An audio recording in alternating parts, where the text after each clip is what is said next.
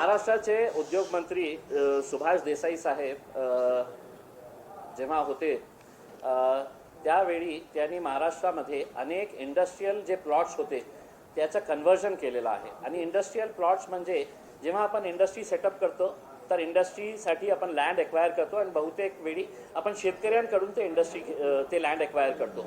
त्याच्यानंतर industry establish करतो, ते सबसिडाइज रेटमध्ये आपण ते लँड विकतो, ते सबसिडी उचलतो त्या इंडस्ट्रीवर आणि काही वर्षानंतर त्याला सिक डिक्लेअर करतं आणि त्याच्यानंतर एक ॲप्लिकेशन MIDC मध्ये देतं की माझी इंडस्ट्री चालत नाही, आता मला या इंडस्ट्रीच्या ऐवजी मला घर बांधायचे आहे. आणि काही लोक म्हणतात की नाही मला आता इथे मॉल बांधायचे आहे, इंडस्ट्री नाही. म्हणजे अशा प्रकारचे एक मोठा एक झोल जे आहे ते सगळं महाराष्ट्रामध्ये सुरू होता. औरंगाबाद पुरता सांगितलं तर फक्त एका वर्षामध्ये 52 असे प्रपोजल्स 52 असे प्रपोजल्स आले होते फक्त एका वर्षामध्ये. मागच्या 6, 7, 8 वर्षामध्ये किती झालं असेल मला माहीत नाही आहे. पण यामध्ये इंडस्ट्रीचा लँड आम्हाला कमर्शियल मध्ये पाहिजे, इंडस्ट्रीचा लँड आम्हाला रेसिडेन्शियल मध्ये पाहिजे.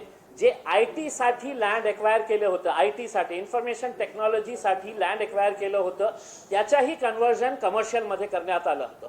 आता औरंगाबादमध्ये इंडस्ट्री का येत नाही, आपल्याकडे इतकं लँड असून सुद्धा?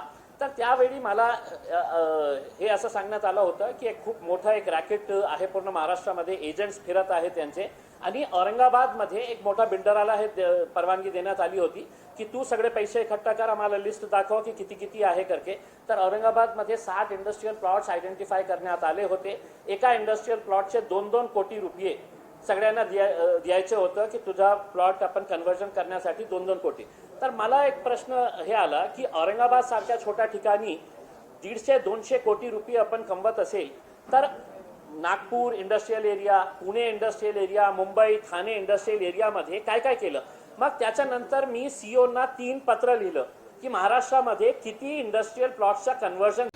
जेव्हा तुम्ही इंडस्ट्रीचं लँड घेतो तर कोणाकडून घेतो तुम्ही, आणि त्यांना हे हमी देतो की आम्ही हे याच्यासाठी वापरत आहे, समृद्धीसाठी वापरत आहे, आम्ही इंडस्ट्रियलसाठी वापरत आहे, इन्फ्रास्ट्रक्चरसाठी वापरत आहे. विकताना आपण सरकारने घेतलेला आहे. मग आज आपल्याकडे प्रधानमंत्री आवास योजनेसाठी जागा उपलब्ध नाही, रमाई आवास घरकुल योजनेसाठी लँड अवेलेबल नाही, गोरगरिबांसाठी म्हाडाच्या घरांसाठी लँड अवेलेबल नाही. मग हे जे सरकारची जमीन असतं ते त्याला का नाही देतं आपण फक्त त्या बिल्डरला किंवा कोणत्या इंडस्ट्रियलिस्टला बेनिफिट देण्यासाठी आपण हे का करतो. आता मी जे स्पष्ट आरोप करत आहे ते याच्या आधारावर करत आहे की हे चिकलठाणाच्या इंडस्ट्रियल एरियामध्ये तुम्ही जे घोर केलेलं आहे आणि कशा केलेला आहे सगळ्यांना माहीत आहे. देसाई साहेबांच्या मुलांना मी कधी भेटलं नाही, पण मला असं सांगण्यात आलं होतं की सगळ्यात मोठा एजंट जे आहे ते त्यांचं मुलं होतं. ते औरंगाबादला यायचं, एक ठराविक बिल्डर लॉबीशी त्यांची मीटिंग व्हायची आणि ते निर्णय घ्यायचं की हे 10 प्लॉट आपल्याला करायचे. आणि हे सगळं माहिती जे आहे मला MIDCचे प्रामाणिक जे अधिकारी आहेत त्यांनी दिलेली आहे. त्यांनी सांगितलेले आहे मला की अशा प्रकारचा हे कारभार सुरू आहे आणि साहेब आपण काहीतरी करा. आता तुम्ही हे प्रश्न विचारणार मला, तुम्ही आता कशाला हे केलेलं आहे. मी या कारणाने केलेलं आहे की भ्रष्टाचार असं टाइमली आणि सेलेक्टिव्हली होऊ शकत नाही. तुम्ही हे म्हणतं की या सरकारमध्ये 4 मंत्र्यांवर भ्रष्टाचार आहे, त्याची सखोल चौकशी करा, जे दोषी आहे त्यांच्यावर कठोर कारवाई करा. पण हे पण एक प्रकारचा मोठा भ्रष्टाचार आहे. याच्या बाबतीत आपण काय केलेलं आहे, याच्या बाबतीत आपण काहीतरी ज्या प्रकारे देवेंद्र फडणवीस साहेब आणि मुख्यमंत्री साहेब हे बोलत आहे की आम्ही SIT एस्टॅब्लिश करणार आहे, तर याच्या बाबतीत SIT एस्टॅब्लिश करा. 200% मी आपल्याला सांगतो सुभाष देसाई साहेबांची जागा जे आहे ते तुरुंगात असणार आहे. आणि जे MIDCचे अधिकारीने जे इल्लीगल रास्ता इख्तियार करून त्यांनी हे लँड कन्वर्जनचा हे केलेलं आहे.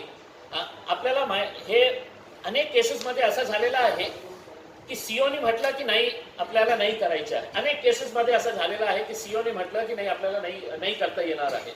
मग मंत्री साहेबांनी ते फाईल आपल्या स्तरावर सँक्शन करून मग कुणाकडे पाठवली ते MIDCच्या रिजनल ऑफिसरला पाठवली.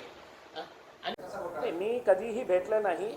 मला असं सांगण्यात आलं होतं जेव्हा मी हे 52 प्रकरणाच्या बाबतीत सखोल चौकशी करत होतो, तर त्यावेळी मला असं सांगण्यात आलं होतं की सुभाष देसाई साहेबांचा एक मुलगा आहे, हे सगळं कामकाज जे आहे हे ते बघतो. ते औरंगाबादला यायचं, नागपूरला जायचं, पुण्याला जायचं आणि ते काही ठराविक जे बिल्डर्स आहे त्या बिल्डर्सला सांगायचे की किती आहे प्लॉट्स, तुम्ही ठरवा, हे रेट आहे आणि ह्या रेटप्रमाणे आपल्याला हे करायचे आहे म्हणून. ते असं मी कधीही त्यांना भेटलं नाही, पण असा एक मोडस ऑपरेंडी होता त्यांचं, नेक्सस अशा प्रकारे हे चालत होतं. आता हे जे 52 जे आहे कशा प्रकारे, माझं काय म्हणणं आहे की गव्हर्नमेंटनी इंडस्ट्रीसाठी एक्वायर केली होती, इंडस्ट्री नाही चालली, मग ते रमाई आवास योजनासाठी, प्रधानमंत्री आवास योजनासाठी, म्हाडासाठी, गोरगरिबांच्या घरासाठी ते जमीन वापरायला पाहिजे होतं. एक पत्र दिलं, कोई रिप्लाय नाही, दुसरा दिला काही रिप्लाय नाही, तिसरा दिला काही रिप्लाय नाही. मग जेव्हा विधानसभेमध्ये मागच्या 2-4 दिवसामध्ये आम्ही बघत होतो की सर्व एकमेकांवर भ्रष्टाचाराचे आरोप करत आहे, मग मी म्हटलं की भ्रष्टाचार सिलेक्टिव्ह कसा होऊ शकतं, हेही एक भ्रष्टाचार आहे. मी सगळं पुरावे सहित आपल्याला देत आहे आणि माझ्या एका रफ एस्टिमेट प्रमाणे 1000 कोटी रुपये कमीत कमी सुभाष देसाई साहेबांनी कमवले असेल. नारायण राणे साहेब सुद्धा इंडस्ट्रीज मिनिस्टर होते, त्यांनी किती पैसे आणि कशा प्रकारे त्यांनी इंडस्ट्रियल लँडचं कन्व्हर्जन केलेला आहे, ते नियमाप्रमाणे केलेलं आहे का नाही केलेलं आहे मला माहीत नाही आहे. पण देवेंद्र फडणवीस साहेब जेव्हा मुख्यमंत्री होते त्यांनी बक्षी नावाच्या एका अधिकाऱ्याची कमिटी नेमली होती की त्यांनी हे जेव्हा सुभाष देसाईवर आरोप आले होते की हे इंडस्ट्रियल लँडचं कन्व्हर्जन करत आहे, तर त्यांनी हे बक्षी साहेबांना अपॉइंट केलं कमिटी. त्या बक्षी साहेबांनी रिपोर्ट दिली आणि त्यांनी सांगितले आपल्या रिपोर्टमध्ये की 5% 10% केसेसमध्ये आम्हाला समजता येईल की मिनिस्टर आपला डिस्क्रिशनरी पॉवर यूज करू शकतो. पण अशा प्रकारे शम्मोशे मागच्या 15 वर्षामध्ये एका रिपोर्टप्रमाणे 32,000 हेक्टर जमीन इंडस्ट्रीची ते कमर्शियलमध्ये कन्वर्ट करण्यात आली आहे किंवा रेसिडेन्शियलमध्ये कन्वर्ट करण्यात आलेली आहे. तर हे मोठा स्कॅम नाही आहे तर काय आहे. आता माझी एक विनंती आहे, एकनाथ शिंदे साहेब, देवेंद्र फडणवीस साहेब असू द्या किंवा उद्धव ठाकरे साहेब असू द्या किंवा अजित पवार साहेब, हे सगळ्यांना मी एक माहिती दिलेली आहे. तुम्हाला वाटत असेल की याच्यामध्ये काही भ्रष्टाचार झालेला आहे, काही नियमांचं उल्लंघन झालेलं आहे, तर कृपा करून याच्या बाबतीत ही एक चौकशी लावा.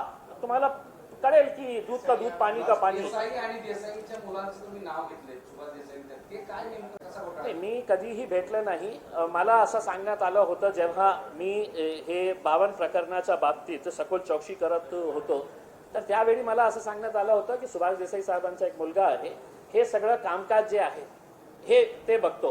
ते औरंगाबादला यायचं, नागपूरला जायचं, पुण्याला जायचं आणि ते काही ठराविक जे बिल्डर्स आहे त्या बिल्डर्सला सांगायचे की किती आहे प्लॉट्स, तुम्ही ठरवा, हे रेट आहे आणि ह्या रेटप्रमाणे आपल्याला हे करायचे आहे म्हणून.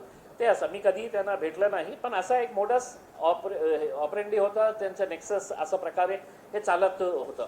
आता हे जे 52 जे आहे कशा प्रकारे, माझं काय म्हणणं आहे की गव्हर्नमेंटनी इंडस्ट्रीसाठी एक्वायर केली होती, इंडस्ट्री नाही चालली, मग ते रमाई आवास योजनासाठी, प्रधानमंत्री आवास योजनासाठी, म्हाडासाठी, गोरगरिबांच्या घरासाठी ते जमीन वापरायला पाहिजे होतं.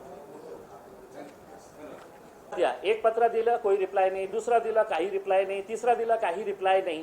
मग जेव्हा विधानसभेमध्ये मागच्या 2-4 दिवसामध्ये आम्ही बघत होतो की सर्व एकमेकांवर भ्रष्टाचाराचे आरोप करत आहे, मग मी म्हटलं की भ्रष्टाचार सिलेक्टिव्ह कसा होऊ शकतं, हेही एक भ्रष्टाचार आहे. मी सगळं पुरावे सहित आपल्याला देत आहे आणि माझ्या एका रफ एस्टिमेट प्रमाणे 1000 कोटी रुपये कमीत कमी सुभाष देसाई साहेबांनी कमवले असेल.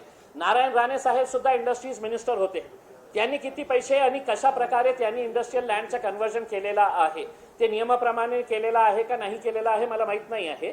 पण देवेंद्र फडणवीस साहेब जेव्हा मुख्यमंत्री होते त्यांनी बक्षी नावाच्या एका अधिकाऱ्याची कमिटी नेमली होती की त्यांनी हे जेव्हा सुभाष देसाईवर आरोप आले होते की हे इंडस्ट्रियल लँडचं कन्व्हर्जन करत आहे, तर त्यांनी हे बक्षी साहेबांना अपॉइंट केलं कमिटी. त्या बक्षी साहेबांनी रिपोर्ट दिली आणि त्यांनी सांगितले आपल्या रिपोर्टमध्ये की 5% 10% केसेसमध्ये आम्हाला समजता येईल की मिनिस्टर आपला डिस्क्रिशनरी पॉवर यूज करू शकतो.